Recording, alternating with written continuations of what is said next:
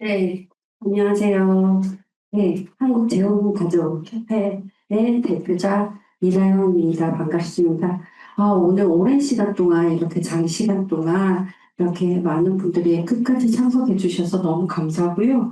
또 열띤 그 양국 간의 이야기들을 듣다 보니까 시간이 이렇게 많이 흘러가는지 몰랐어요. 그래서 저는 최대한 빨리 짧게 이렇게 팩트만 해서 좀 이야기를 할까 합니다.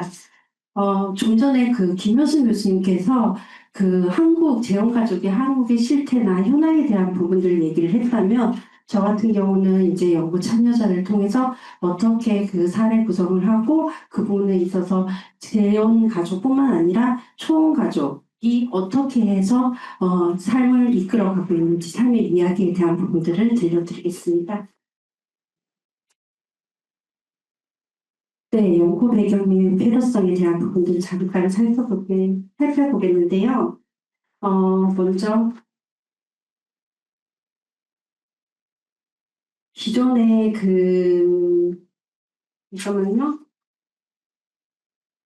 우리나라의 재혼가족에 대한 기존 연구들을 주로 살펴보게 되면 대부분 재혼생활 적응이라든지 아니면 가족 통합이라든지 또 계부모 역할 수행과 같은 측면에서 모든 것들이 이루어져 있고요. 그러나 이러한 연구들은 대부분 이미 계자녀 양육 경험이 있는 재혼 계모를 중심으로 논의되어 있다는 한계점이 있었습니다. 그래서 본 연구의 핵심 대상인 총계모를 대상으로 하게 되면 출산 및 양육 경험이 완전히 없고요. 또 새로운 환경과 심리적 어려움에 대한 예기치 못한 충격으로 인해서 이상적인 자녀상과 현실에 부딪히어 있는 극심한 갈등을 일으키는 대상자들로 저는 이루어져 간다라고 생각하시면 될 것 같습니다. 그럼에도 불구하고 지금까지의 그 연구는 이들의 그 경험을 단순히 재혼 적응의 틀 안에서 설명해 왔지만 총계호가 경험하는 고유의 심리적 세계와 또 그 본질적 의미를 충분히 드러내지 못했다는 한계가 있었습니다. 그래서 본 연구에서는 이러한 문제의식에서 출발하여서 총계모가 계자녀 양육 과정에서 경험하는 심리적 갈등 그리고 고통 그리고 그들의 변화 과정을 심층적으로 탐색하고자 궁극적으로 밝히는 데 목적이 있습니다. 자, 제 연구 방법을 이렇게 살펴보시게 되면요. 지오르기의 현상학적 질적 탐구 연구 방법을 하였습니다. 그래서 연구 참여자의 6명의 연구 참여자가 있고요. 계자녀의 그 연령은 17세에서 26세고요. 참여자의 연령은 41세에서 54세를 6명으로 대상을 하였습니다. 그리고 특성은 출산 및 양육 경험이 없는 초혼 여성을 대상으로 하였고요. 이 대상자들에게 심층 면담으로 이어지게 됐고 50개의 그 의미 단위 도출과 19개의 하위 구성 요소와 또 6개의 핵심 구성 요소로 도출되었습니다. 이렇게 해서 6개의 구성 요소가 본질적인 주제로 이렇게 나와 있는데요. 이 부분은 시간 관계상 제가 구체적으로 그 심리 변화에 대한 부분들을 살펴보면서 넘어가도록 하겠습니다. 그래서 총계모의 심리적 여정이라고 하는 6가지의 핵심 구성 요소가 이렇게 연구 결과에 나타났는데요. 첫 번째 이제 사랑 하나로만 시작된 삶, 두 번째 좋은 엄마 콤플렉스, 세 번째 계자녀 양육의 갈등, 네 번째 계자녀 양육으로 인한 심리적 고통, 그다음에 계자녀 수용을 위한 노력과 변화였습니다. 그리고 마지막에는 갈등 극복 후 성숙으로 나타나는데요. 이러한 부분들을 구체적으로 제가 한번 살펴보겠습니다. 사랑 하나만으로 시작된 삶에 대한 부분들은요, 일본에서 그 재혼가족과 초혼가족에 대한 부분들에 대해서 비현실적인 기대에 대한 부분들을 많이 이야기했던 것 같아요. 우리 한국 사례도 마찬가지로 그 기대와 현실 간의 괴리 인식들이 있었고요. 그 중에서도 내면의 요인과 사회적 요인, 관계적 요인으로 이 세 가지가 분류가 되었습니다. 그래서 내면적 요인의 비현실적 기대는 그냥 경험이 아예 없고 어떠한 경험이 출산, 양육의 경험이 전혀 없는 상태에서 그 남편 하나만으로 무조건 그 지지와 그 사랑으로 어려움을 극복할 수 극복할 수 있다라는 비도덕적이고 비현실적인 기대를 가지고 있었던 내면적인 요인이 있었고요.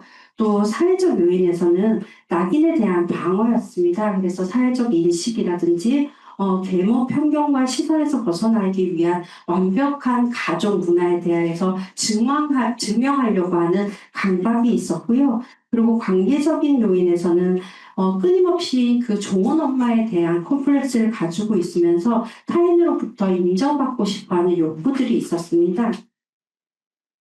그리고 두 번째, 이 연구 결과의 핵심이라고 볼 수도 있는데요. 좋은 엄마 컴플렉스의 심층 구조라고 해서 제가 그 수면 위의 모습과 수면 아래의 모습, 이 두 가지의 모습으로 좀 나뉘어 봤습니다. 그래서 수면 위의 모습은 타인들에 보여지는 자기 모습을 정말 가면으로 가려진 모습으로 표면적으로 행동 양상으로 보였고요. 이럴 때 이제 완벽한 자녀를 강요하고 또 더군다나 학업이나 외모에 대한 과도한 집착과 또 슈퍼우먼이라는 역할들을 이제 자처하는 그런 과잉 친절에 대한 부분들이 수면 위로 올라와 있었고요. 그럼에도 불구하고 그 밑에 수면 아래의 모습들을 보게 되면 그들이 잘 키우지 못했다는 계모라서 그렇다는 소리를 듣기 싫어서 극심한 압박감에 시달리고 있는 그들의 모습들이 보였습니다.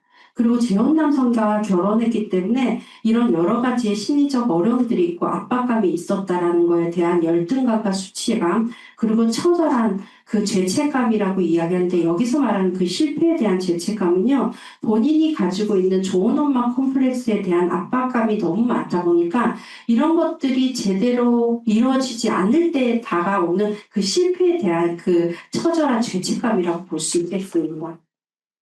그리고 세 번째 나타나는 계자녀 양육의 갈등인데요. 이 계자녀 양육을 하면서 여러 가지 어려움들이 나타났는데 이 나타나는 부분은 단순하게 계자녀의 문제뿐만 아니라 시댁 식구, 친모, 친정 식구, 남편의 여러 가지 자층적인 모습들을 보이고 있었습니다.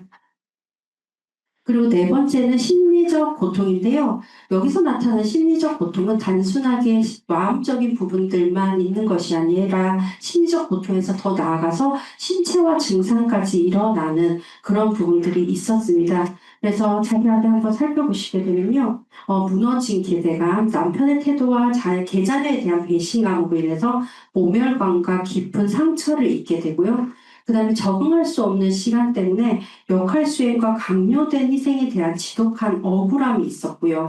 그 다음에 온전히 사랑해주지 못했다는 자책과 또 그 아이와 그 엄마, 그 총계모의 사이에서 생물학적으로 그 자녀가 될 수 없음을 여러 가지 한계에 대한 부분들을 자각하게 되고요.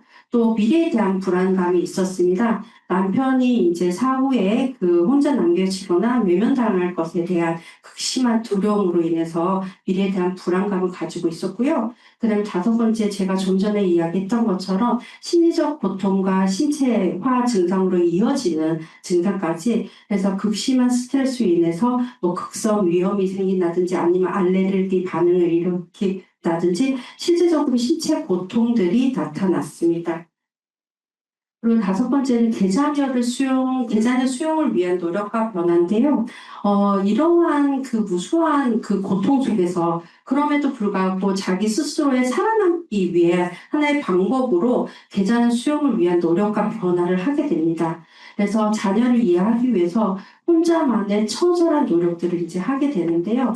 부모님의 이혼으로 상처받은 아이의 배경을 의지적으로 일부러라도 본인이 살아남기 위해서 모성애로 이해하려고 이제 시도하는 부분들이 있었습니다. 그래서 엄마의 역할에 한계를 받아들이게 되고요.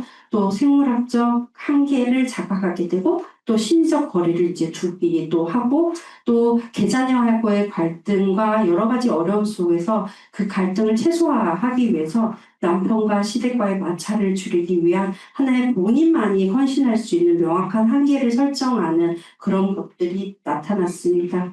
그리고 마지막은요, 인지적 프레임 전환인데요. 이것도 마찬가지로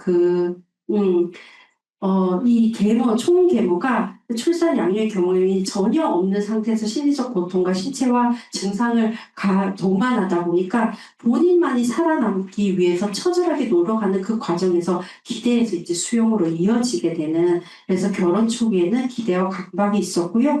그 다음에 위기가 있고 난 이후부터는 수용과 한계를 인정하는 그런 과정들이 있었습니다.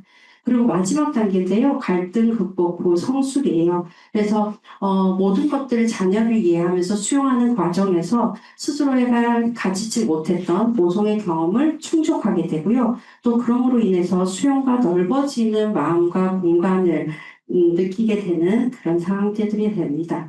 그리고 마지막 재원인데요. 가족 상담 및 정책적 지원을 위한 재원들을 이렇게 살펴보시게 되면 세 가지로 나누어 볼 수 있습니다. 그래서 상담적 개입이 있고요. 그다음 가족 교육, 사회적 인식인데요.